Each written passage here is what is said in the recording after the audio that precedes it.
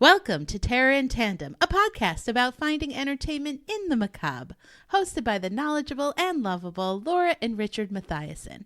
Each episode, we discuss the horror genre, from books to film to TV and beyond, sometimes even from the beyond. You can find us on YouTube and on Instagram at Terror in Tandem, and you'll always find our latest and greatest episode on our website, terrorintandem.com. Ooh, welcome. Yeah, welcome. To Terror in Tandem. That's us. Ooh. You may have forgotten because we have been remiss about consistent episodes because we have been working on something really creative that you all will benefit from. Maybe in a year, maybe in 5 years. But it is all for you. Oh, thank you, Damien. I actually wanted to address that. Wanted to thank the listeners for being so patient. It's really me. I took a little bit of a break because for the past 7-8 months, I've been working on a novel. That's what I was teasing. Yeah. And I didn't know you wanted to talk about it right now. Well, I do. Okay. I been working on a book and I just finished it the other day. So now I've got a little bit more time to dedicate to y'all. I was going to be nice about it and just say, we've been working on creative things instead of Richard has been a piece of shit and working on his own selfish stuff. But That's true. But I don't deserve to get away with that. We're back on track, and so you can expect here on out episode a week. Yeah, semi-regularly. Probably. No. For sure.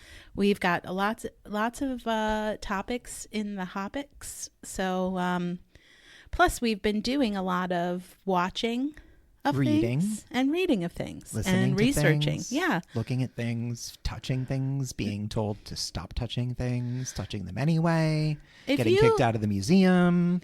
If you like true crime podcasts, of which I don't love, just because some of them I think can be exploitive, I can recommend a true crime podcast that was really great. It's called Bear Brook, and it takes place in Bear Brook Park in New Hampshire.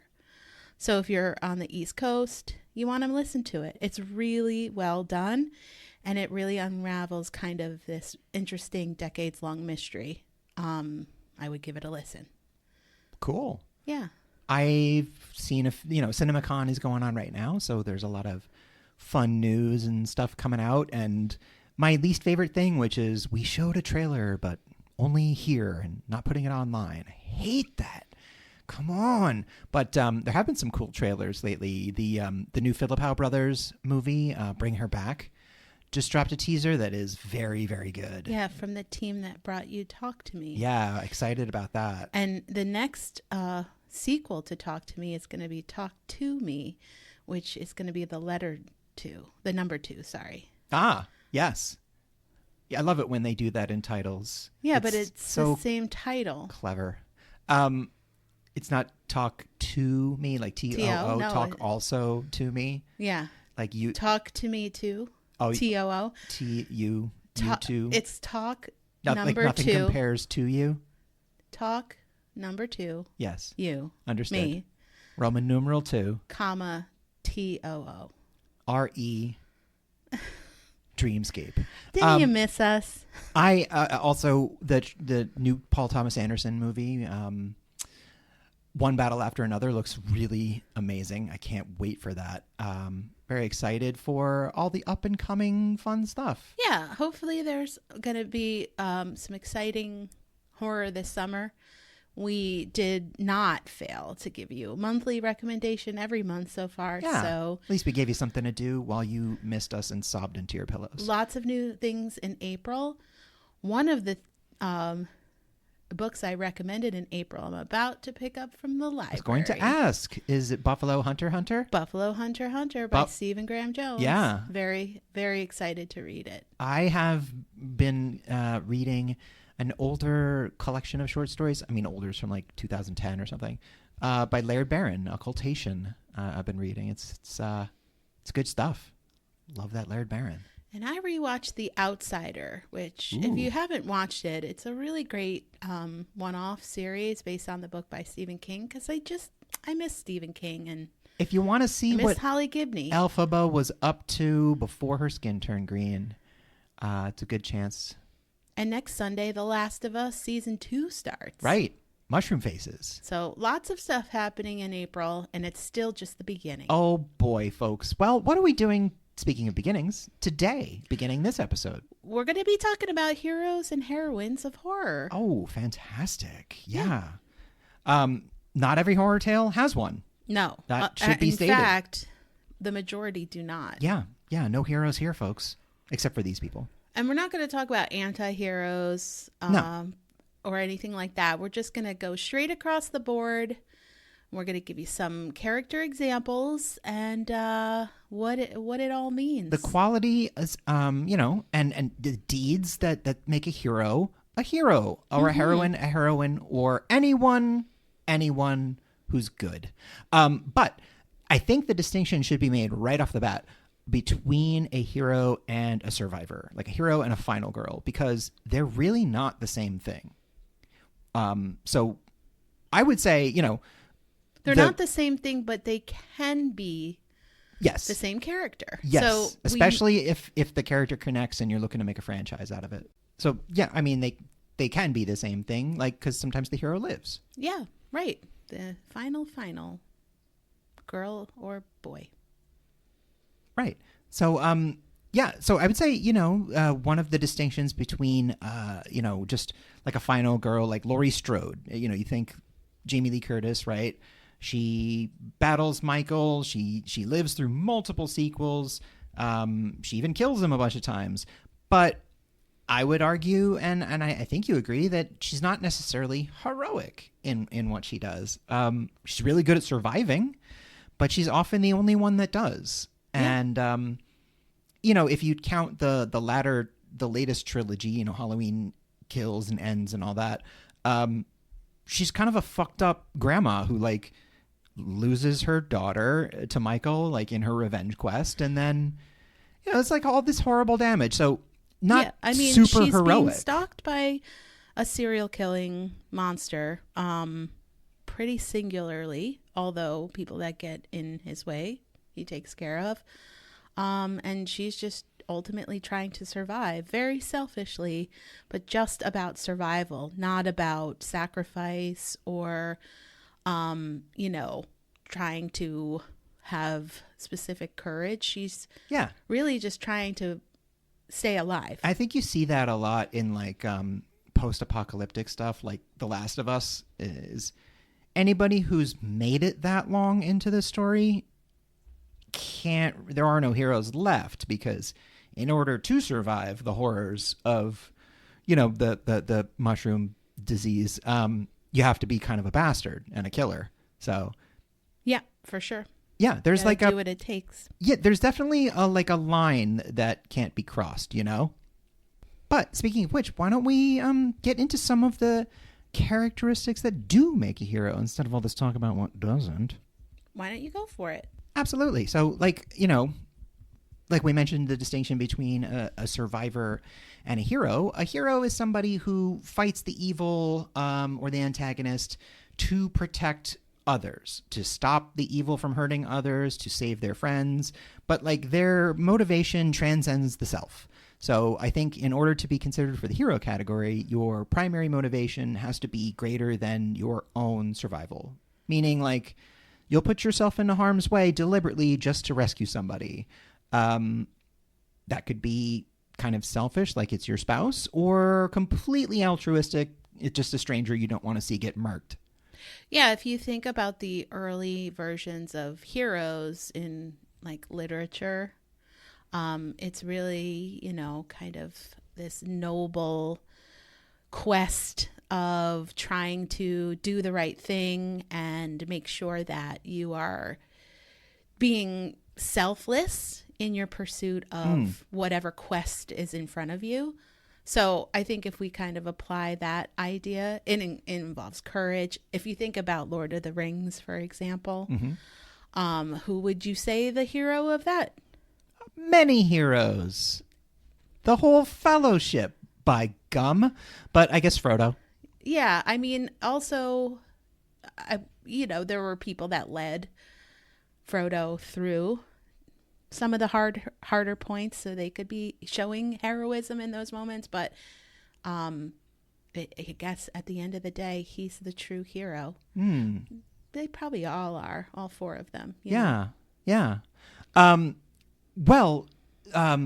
So, selflessness, we talked about having ideals that are higher than the self, but that's a good point. I mean, you bring up Frodo. It's not necessarily physical attributes, because the whole point of having a hobbit go to Mount Doom was no one will notice him. And they have a weird, kind of natural resistance to the sway of the One Ring. But it's that, no one would ever think that this little, weed smoking, he hobbit, doesn't even think. Yeah, no one does. And that's kind of what makes him good. He's empathetic. He is a character that thinks about other people. He's the only time he doesn't is when he's wearing the ring or he's under the power of the ring. And some of the heroes we're going to talk about in a little while, they do subvert the trope a little bit of beefy, muscly, physically powerful person. I don't think that is a characteristic. Is physical strength. Yes, it's probably strength of character, strength of, determination and things . Well, yeah, that's actually a really good point, because you mentioned courage and determination. I would say another heroic quality is the ability to push through all the obstacles that come up, to not give up, the perseverance. To see things through, to persevere. Resilience. As we will see in some of the characters we bring up that have, survived various interactions with the scary monsters. Exactly. Yeah. So they, there's a quality to them of even, getting brutalized, of sacrificing so many things, of still going for it, that sort of existentialist quality of just not giving up for the sake of not giving up. One thing I wanted to say is the hope or inspiration of the hero or heroine character, because they do kind of bring about the ability in others to believe that, they're going to save the day, or what they're saying is going to be the way to survival. So it does give hope to other characters. They can inspire others. Yeah. The deeds of a hero go beyond just what what they're punching at the moment. It's the ability to keep the rest of the group moving forward with them, to keep people's morale and will to live and survive through the horrible night together, and to organize a resistance instead of just everyone for themselves. I mean, even when you're a kid, you're asked who your heroes are. It's basically who do you look up to? Who inspires you? Yeah. I mean, that's really the primary, I would say, foundation of what a hero represents to other people, is what they inspire in you. Yeah. Well, I think that lays it out pretty clearly. Do you want to maybe get into an example, and then we could take a little break after that? Sure. Well, what would you like to start with? Lady's choice. Why don't we start with the oldest example that we have, which is Van Helsing. Abraham Van Helsing, yes. So, of course, made his debut in the novel Dracula. Bram Stoker's Dracula. Bram Stoker's Dracula. Excuse me. Dracula. Yeah, so we're talking a character that is not, unlike some other people, not tied to a specific actor or face or person because originated in the epistolary novel Dracula, but has been played over the years by many, many different people. Can I give you some examples of those people? I'd love to hear some. Jack Gwynne played him in The Monster Squad in 1987 in a horror comedy. It's an incredible movie. And Frankenstein, Wolfman Has Nards. Peter Fonda in Nadja from 1994 Yes. played Van Helsing. Yes, he did. Christopher Plummer, one of your favorites, played him in Dracula 2000. With Johnny Lee Miller and Gerard Butler as Dracula. And David Carradine in The Last Sect from 2006. Yeah. Everyone's favorite Van Helsings. You went to them first. My favorite, I left till last, which is Wallace Shawn in Vamps from 2012. Awesome. But all the direct adaptions of the novel, obviously, people have played from way back. Yeah, I mean, listen, the first adaptation of the Van Helsing character was actually in Nosferatu, where he was not. Well, to be honest, in all three versions of Nosferatu, he's got a different name. Even though it's his first appearance, because of the, being sued by the Stoker estate, they changed all the names. Like, Dracula is Count Orlok. Are you talking about the first Nosferatu? Yeah, Symphony of Terror. In the first one, I think his name is Professor Bulver. Then in the 70s version from Werner Herzog, he is just Van Helsing, Abraham Van Helsing. And then in the recent version, Robert Eggers from last year, he is Willem Dafoe. Willem right? Dafoe It's plays sort of like a nod to. Well, his name is Albin Eberhard von Franz. So it's always the same esteemed yet fringe professor / vampire hunter who gets called up, 2/3 into the way of the story or halfway through to be the expert. And then, when you think like iconic Van Helsings, probably the one that springs to mind for most people is Peter Cushing. I mean, from the Hammer films, he just usually played the Van Helsing foil to Christopher Lee's Dracula. There's also, of course, Anthony Hopkins, who very memorably played a kind of insane Van Helsing in Bram Stoker's Dracula by Francis Ford Coppola. And then there's, of course, the most beloved and true to the novel, Hugh Jackman in Van Helsing, of course. We all love that one. I never saw it, and you're joking. Well, the right? thing... So the thing that makes Van Helsing, so heroic is he fits a lot of the characteristics of like, the kind of classic Joseph Campbell archetype. He's an older, experienced man who's got a bunch of answers right when you need them. Yeah, he's smart. Wisdom is one of the characteristics I don't think we really talked about, but he knows his stuff, even though he is kind of that crazy, nutty professor version. He still has a lot of knowledge, knows what makes Dracula like a adversary, and also can help other people fight him if they want. Yeah, I mean, he comes in...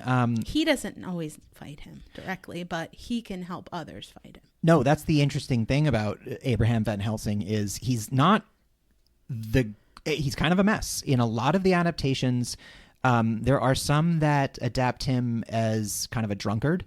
There are some that adapt him as just an outcast, like an academic outcast. He's a man of science who talks about folklore, and nobody really takes him seriously. Even the decision to contact Dr. Van Helsing in pretty much every adaptation of the novel, it's a controversial one. That's kind of where he displays his bravery. Ultimately, he's not like a sword wielder where he stands up and shows, like that type of bravery, but to be talking about controversial and topics that probably have sent him to the loony bin a few times. Well, talking about what a hero sacrifices, what according to the novel and what he does sacrifice is his esteem, is his prestige. He was somebody who was Dr. Seward's mentor, and the fact that his beloved mentee and protege is so reluctant to even contact him is kind of proof of how far he's fallen, because he refuses to lie. He refuses to pass by this very real threat. And of course he's vindicated. But, to your point of, he does leave a lot of the physical work to, like Jonathan Harker and the rest, but he's in there driving stakes and, opening graves and lighting torches. The man is an older gentleman. Relentlessly pursues Dracula. Absolutely. No matter what. The Peter Cushing version is always holding up the cross, the crucifix, and using his wits, like unfurling, a strategically placed velour curtain, and oh no, it's sunrise, like that kind of thing. Yeah. But Abraham Van Helsing, uses his wits, his wiles, and a little bit of the crazy. And he knows the difference between right and wrong, and he is confident behind what is right, will protect him. I'd say two of my, I love Peter Cushing, obviously, but he's such a gentleman. I really prefer the adaptations like Willem Dafoe and Anthony Hopkins, where they play him a little scraggly and on the edge of madness, because it's somebody who's been studying dark things for so long, and at the very same time been so ridiculed and discounted that he's probably crazy, but doesn't mean he's not right. If you can see what we mean, there's really no selfishness in him. He's not really, he's not, I don't know every example, but the Bram Stoker's example, he's not really afraid and hiding for his own safety, No, he goes right there with them. And once he sees Mina Harker in her condition, he gets, very protective. And, there's there's a kindness to him as well. But I'm a big fan of Van Helsing because of, like you said, he's indomitable. He's quirky and weird, but he knows what he's doing, and he perseveres even in the face of like all of society going, "You're insane and wrong," and then it turns out, no, I'm actually your only hope. Yeah, exactly. Oh, Abraham, keep doing your thing. Talking to you, Hugh Jackman. I just want to know if you're joking. So you want to take a little break and we can get into some more examples? Sure. Mm-hmm.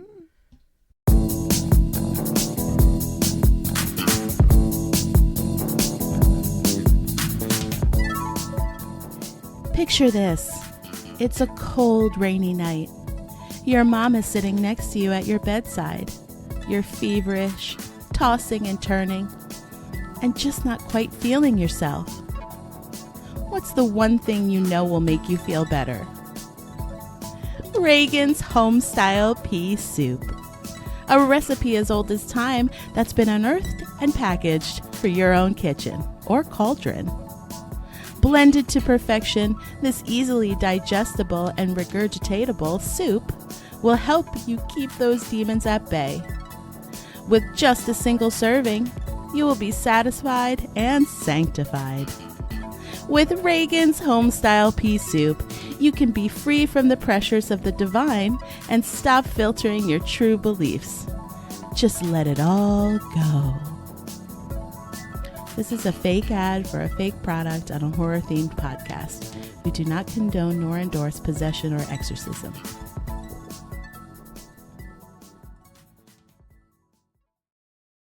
Welcome back, everyone. Yeah, that was a good one. Welcome back to Terror in Tandem, a podcast about... Oh, I'm sorry.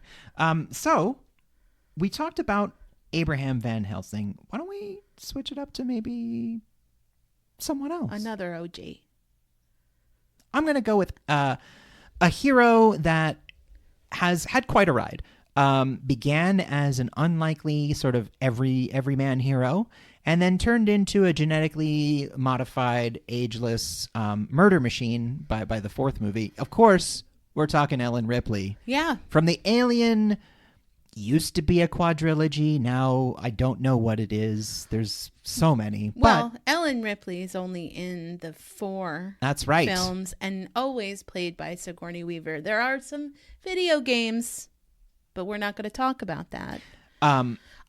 So can I go through the films? Please do. Always played by Sigourney Weaver, Ellen Ripley was in Alien, which is 1979, Aliens, 1986, Alien 3, 1992, and Alien Resurrection, 1997. Now, if you're just talking, let's say you've never seen any of these movies, and I just told you the 4 directors that made them.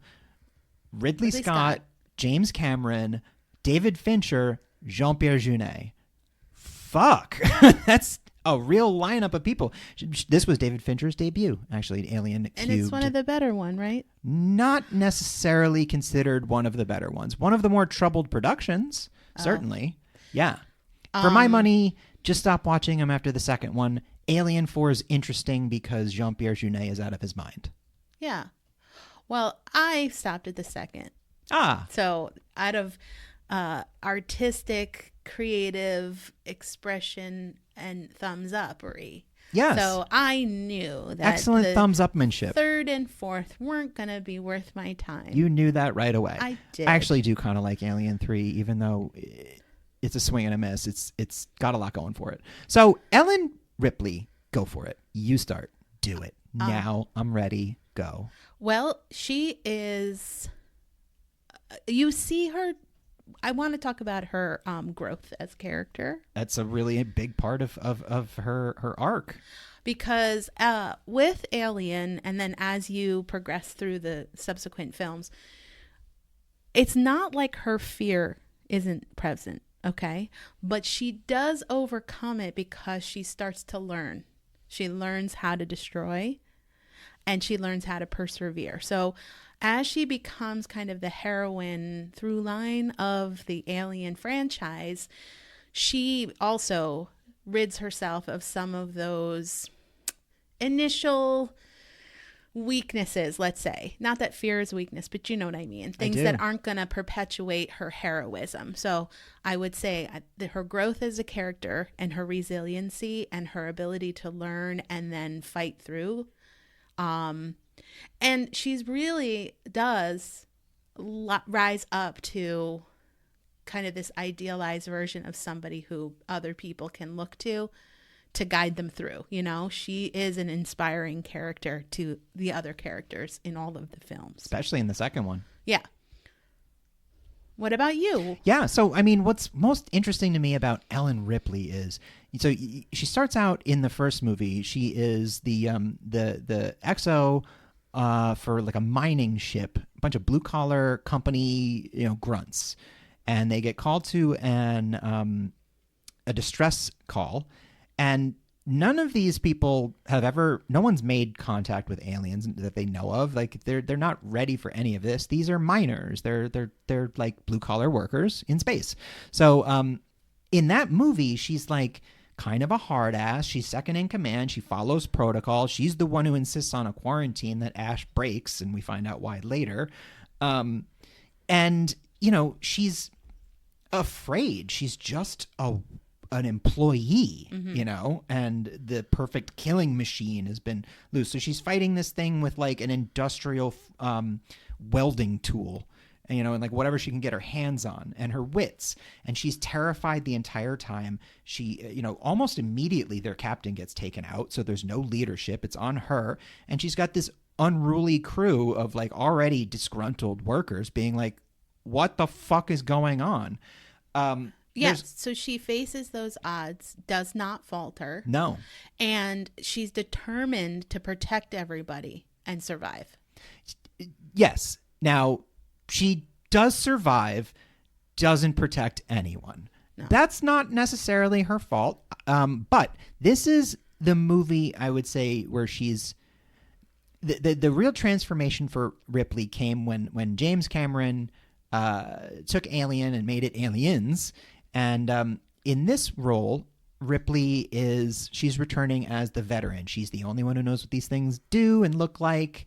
Nobody listened to her, so they got to bring her back. And she's the moral compass of the film. Exactly. Aliens, which I think is critical. And within the course of this movie, she goes from blue collar, loader, basically like a space stevedore, to wielding a pulse rifle and a flamethrower and, get away from her, you bitch. And it goes from like blue collar ragtag team to elite military, Marines yeah, that are all dead within the first 10 minutes.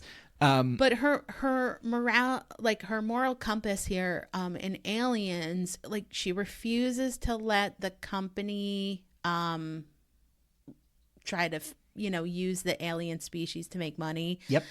She understands that if this were to survive or get out or be tested or be used, that it would be weaponized. It would be a threat to all of humanity. So she actually does stand up against authority in that film. That's actually, I would argue, the next movie. So the second, if you're gauging her progression as a hero in Alien, she rises to the occasion. She's a normal person who rises to the occasion. In Aliens, she is actually going on rescue missions to save Newt, to protect Hicks, to save as many of them, and also to destroy the facility and the aliens so that, the company doesn't get their hands on it. Now, in the third movie, when she's, this is her dark moment of the soul and also her sacrifice. Yeah. Because in this movie, she her escape plan, her reward for everything is dashed. Yeah. Newt is dead. You're going to say death. Newt is dead, Hicks is dead, and she's pregnant with an alien. Yeah. So this all leads up to, the company basically giving her a choice. And instead of going home with them, where they will, quote unquote, save her and also, use an alien as a bioweapon, she voluntarily dives into a molten pit of metal. Yeah. And dies. She kills herself. Kills herself. The big sacrifice. I can, maybe get my life saved if I go into cryosleep with these people.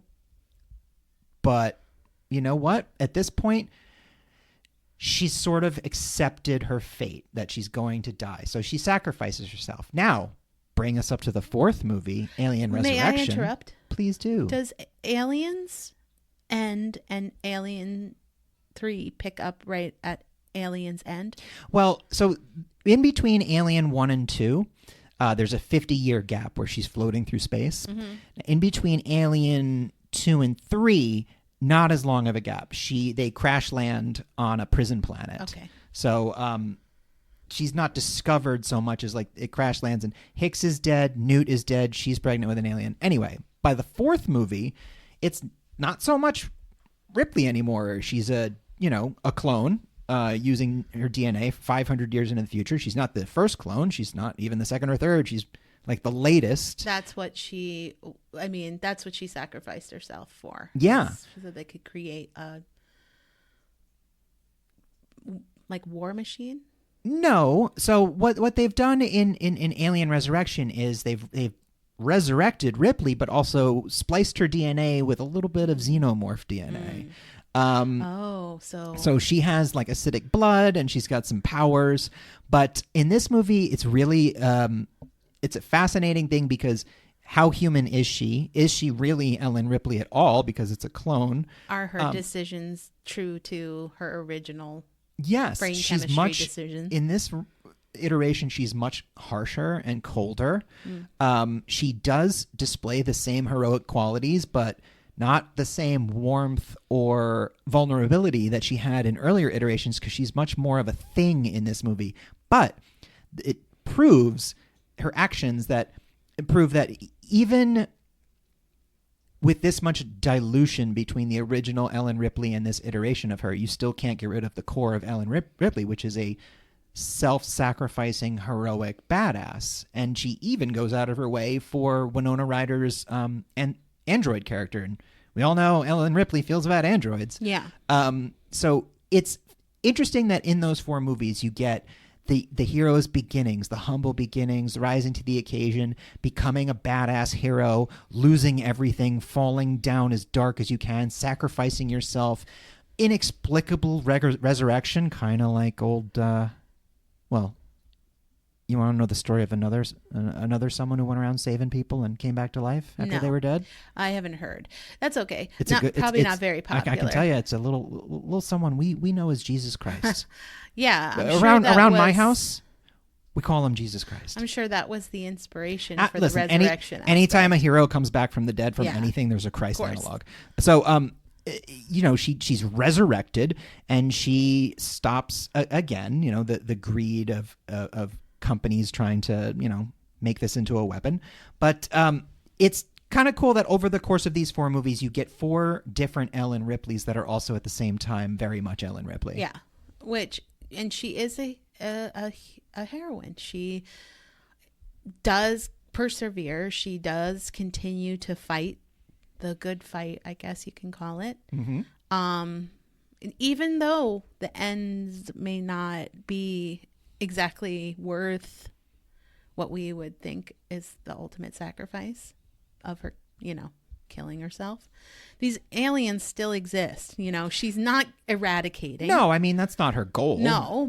Is to kill a whole species. But so isn't that the ultimate of being a hero, is even if this doesn't work, I'm still going to do whatever I can. Yeah, it's try. It's the existential motivation of the hero who, when asked why you still do this, it's because what else can I do? I'm here. I'm able to do this. It's either do this or die, or not do nothing. Just sit down and just waste away. Yeah. But she can't live with herself with the consequence of not doing she's anything. also exactly, because she's given more than one opportunity to walk away from these things, and she doesn't. So if Paul Reiser comes to your door and says, go back to that place with the scary monsters and you can trust me, don't. Well, yeah. And also if you're just a kid and Paul Reiser comes to your door and says, oh, we just want to bring you someplace. Oh, like in Stranger Things? Yeah. Sorry. I mean, I'm not mad about you. No. Gosh, Paul Reiser, what happened? Seemed like such a nice guy. Villaining left and right. I feel like a lot of old comedians, once they get gray in their hair and wrinkles on their face, I can play a villain now. Yeah. I look scary.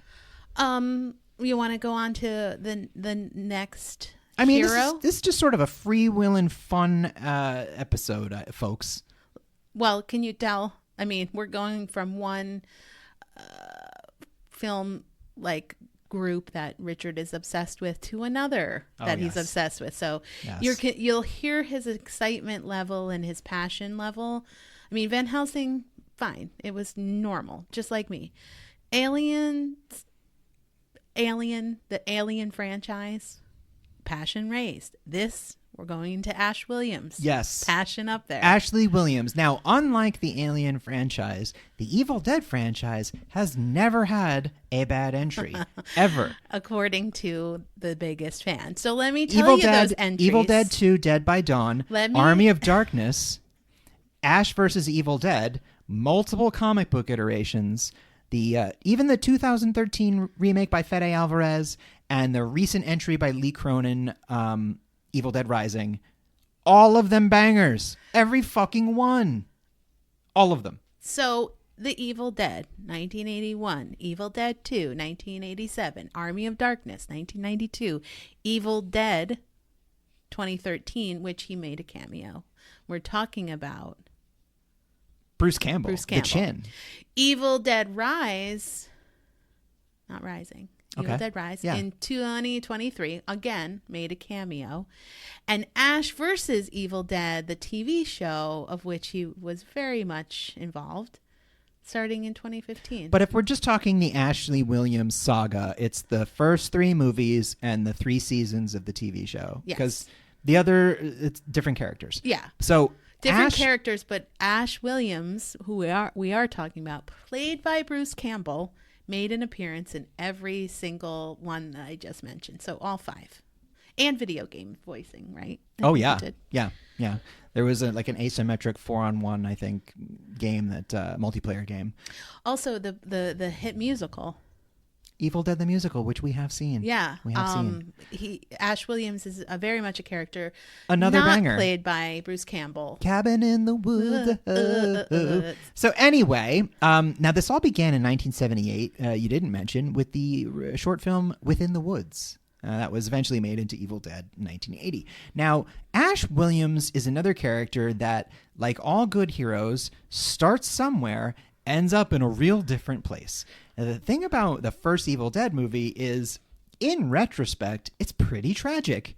Ash in this movie has everything going for him. He's young, he's handsome, he's got a cool girlfriend who loves him, He's a bunch hilarious. of friends, he's fun, everyone, blah, blah, blah. By the end of the movie, all his friends are dead. He has watched them be like desecrated in front of him. He's traumatized and completely out of his fucking mind.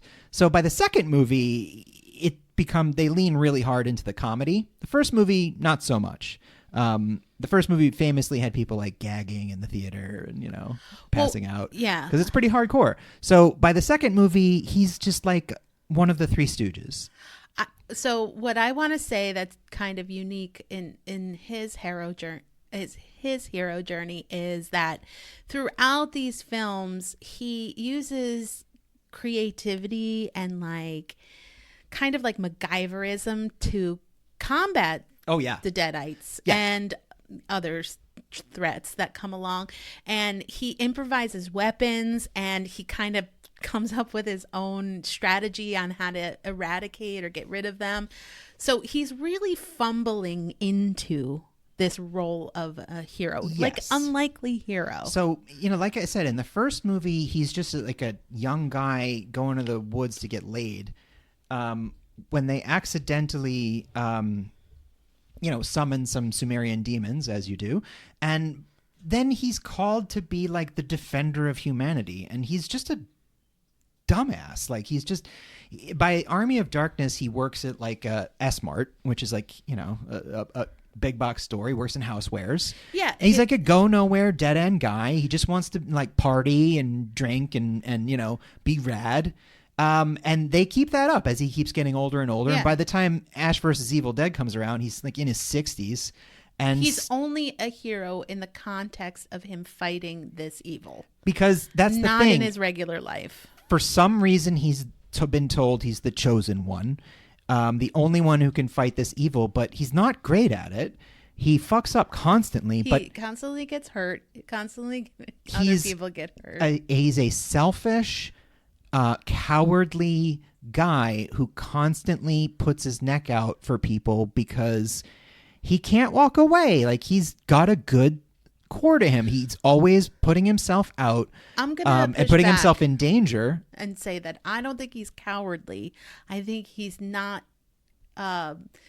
in touch enough with what it takes to have courage to even be a coward. Yeah, like his first instinct is, I'm out of here. Yeah, of course. Yeah.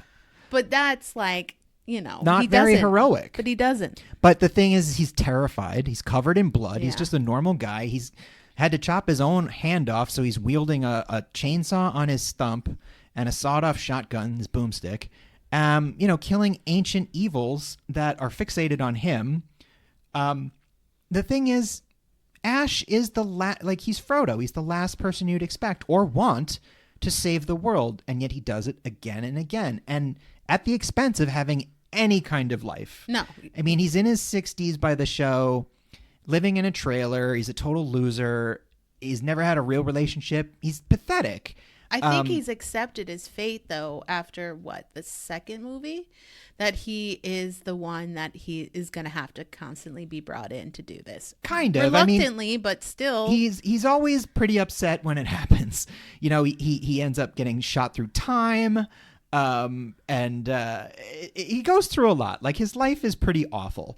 And really, it's kind of the double-edged sword, because without the Deadites, he would have just been another, muscle car driving alcoholic who dies in his 40s. With the Deadites, he is the savior of humanity, but on the other hand, he's had a pretty rough life. And maybe who knows what his life would have been like, or maybe he keeps his life a piece of shit because then there's nothing to lose when he's up against the Deadites again. In the first three movies, they kept recapping the first movie. And in the third one, his girlfriend was a cameo by Bridget Fonda. Funny. Who I haven't seen in a few months. It's been a couple months since she's been in any movies. Bridget Fonda. Yeah. Several years, probably. Yeah, maybe a year or two. No, she retired from acting like 20-something years ago. Well, my favorite thing They're doing another single white female, by the way. I know. Which, it's 2025. Do people still put that in ads? I'm sure it's like going to be white? I'm sure it's going to be plussed up to like digital. Yeah, but like, It's probably no, going I to mean, be but like a dating app. do people still say like, "Hi, I'm a single white female and Yeah, I they want still another"? use those Really? initials. Yeah. Interesting. It's probably going to be like a dating app scenario. It would be my guess. Or Zillow. You don't say single white female when you're looking for I Zillow. don't know how anything outside of horror movies work. I mean, you need well, like a fucking my ancient favorite- evil thought, then I can fight it, but I don't know how real estate happens. My favorite characteristic of Ash Williams, and whether you can Groovy. add this to heroism or not, it's up to you, but is his ability to always keep a smile on his face. And I know he doesn't always smile, but like He has he has a plucky pretty attitude. positive Yeah. outlook throughout. he's pretty sanguine about his life and where it's at. What's your favorite characteristic of old Ashley? I mean, he's such a fuck up. Like, in Ash versus Evil Dead, he summons the Deadites because he's high and trying to impress like a bar slut that he brought home. I like the fact that Ash can get drunk. The Deadites come. He needs to get into fighting form, so he'll like rail a couple of lines of cocaine and just load up his stumpy shotgun, put his back brace on, and just start slaughtering monsters. So his ability to persevere in spite of himself. But also, yes, like he's a deeply damaged, broken, constantly underestimated guy who is always breaking people's expectations of him. Everyone thinks he's going to be the loser that he sort of appears to be. And for a time he might, but he rises to the occasion every time. And there's just a nobility to that I don't know. I really admire anybody that can be a hero that isn't, like the perfect ideal of that. Yeah. Now that is to say, it's still tough to be friends with Ash. He's not the best friend. No, and you probably were collateral damage. Yeah, you might get deadited. So let's go to our last one. A heroine in her own right. Clarice Starling. It's good to see you again. So Clarice Starling has been a character in The Silence of the Lambs book by Thomas Harris, and film played by Jodie Foster. Hannibal book by the same author, and film played by Julianne Moore. And the Clarice TV series, which was its own thing. I did not see that. Based on the character, not on like any source material really, played by Rebecca Breeds. I think it only had one season. Sounds great. Sadly, the Hannibal TV series by Brian Fuller, which was incredible, starring Mads Mikkelsen and Hugh Dancy, did not include Clarice because the plan was that in the 5th season, the series of events as they were unfolding in the prior seasons were going to line up timeline-wise with Silence of the Lambs. So Brian Fuller's intention was to bring in Clarice Starling as a character. Yes, but it focused on Will Graham instead. There wasn't a 5th season. It got canceled. It did. Yeah. So Clarice, she, like a lot of the other heroes we've talked about, starts very humbly. She is not even an FBI agent. She is a trainee at Quantico when she's approached by her superior, who definitely has a sort of paternal crush on her. Yeah. And she's been traumatized in her life. So yes. She's experienced trauma. She's a little bit of a, straight shooter, but kind of emotionally closed. Yes. She is called in to speak to Hannibal Lecter, an incarcerated, brilliant serial killer, about another serial killer that they're having trouble finding, Buffalo Bill. So Clarice is a young female FBI in training who's sent into like the scariest insane asylum you've ever seen, to like the deepest, darkest level. Gets to walk past a guy who says he can smell her cunt and then jizzes on. Like, it's just a rough day, you know? Yeah, the film is particularly rough, but also the book is particularly rough. Yeah. About how the sexism and the like the late like, 80s, early 90s. She's underestimated constantly, and they kind of thrust her into this. Oh yeah, because nobody really wants to do it. Nobody wants this psychiatrist who's brilliant at manipulation, Hannibal Lecter, to ruin them, to get inside their brain. Yeah, he has a history of really fucking up people who have tried in the past and killing them. Yeah, he convinces his cellmate to swallow his own tongue just through the power of suggestion. So they kind of use her as a lamb, which is Silence of she's the Lambs. She's sacrificial lamb. It's in there. It's 100%. In the title. Yeah, no, they fully expect her to fail, but Hannibal takes a liking to her. And well, he also knows what they're doing. Yes. He already knows why she's there and why she was chosen, and kind of takes pity on that in a way that he can exploit it in the future. I mean, he's a psychopath, so he's interested in her. He's intrigued, and then he becomes obsessed. So, you know, by the end of the movie, Clarice, for the first movie, Clarice is straight up being stalked by Buffalo Bill through pitch darkness to rescue the senator's daughter. She's never been in action before. Mm-mm. She's not even certified and like fully graduated.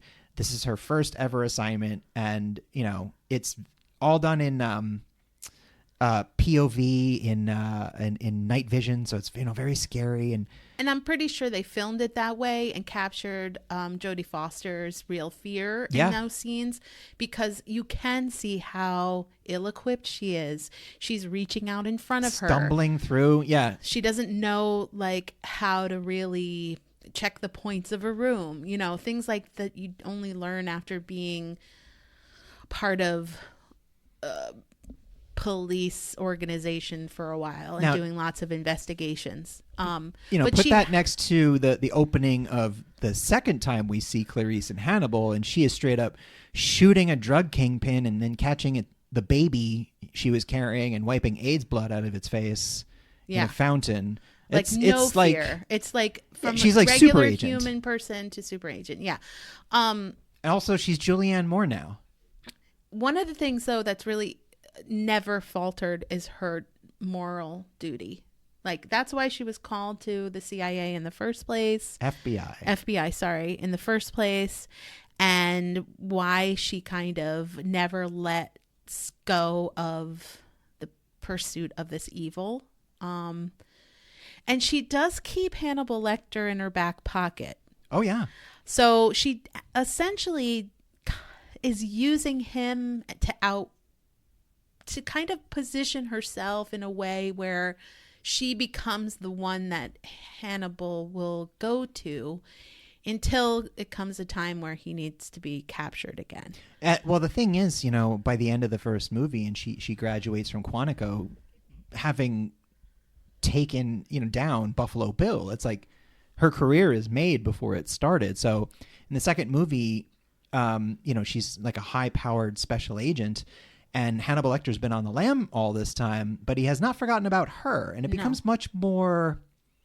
She starts to suffer the consequences of ever making contact with Hannibal Lecter at all, and this is really explored a lot in the TV series of coming into Hannibal Lecter's orbit. The worst possible thing that could happen to you is he notices you. You do not want him to notice you. Don't want him to be your friend or your enemy. You just hope he doesn't see you. But similarly, what kind of happens, to your point, to Will Graham, that happens to Clarice, is they become sort of enraptured with Hannibal Lecter. Yeah, he's has mesmerizing qualities. That's part of his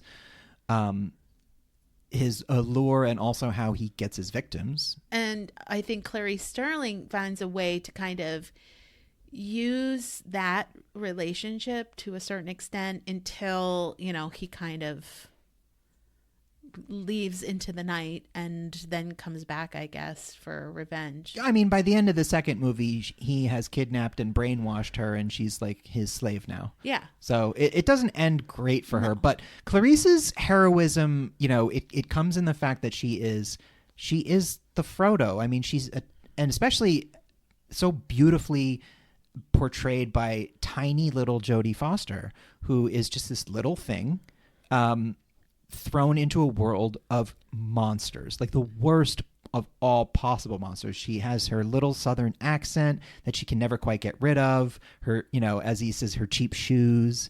And it's interesting because in the book she's 25, but in the film she's 22. So even in the cinematic, the Jodie Foster version of this character, she's even younger and even more impressionable. And just, not someone you would think to put up against men as formidable as Buffalo Bill and two formidable serial killers. They put her in against one to get the other, And in the end, she does sacrifice a bit of her sanity.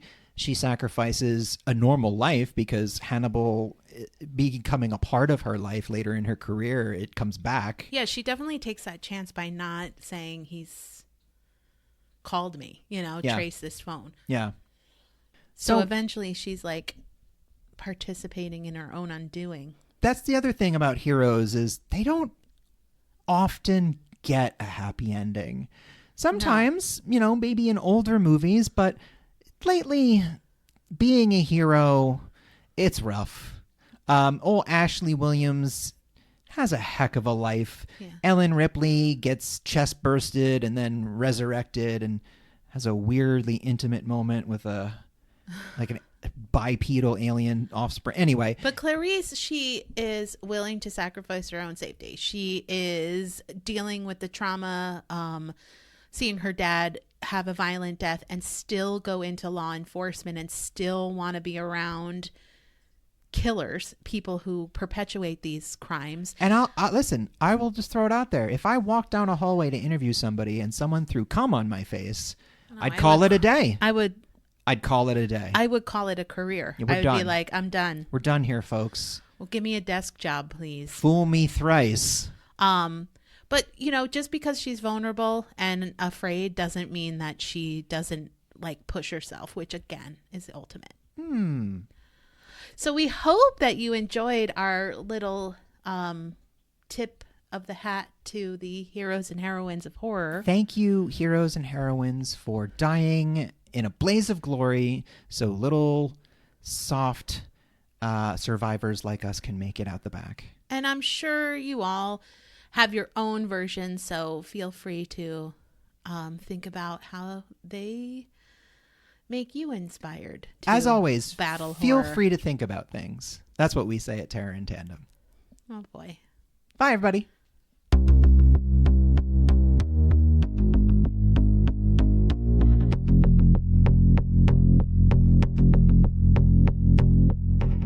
Terror in Tandem is written, produced, and recorded by Laura and Richard Mathiasen, and edited and mixed by Richard Mathiasen.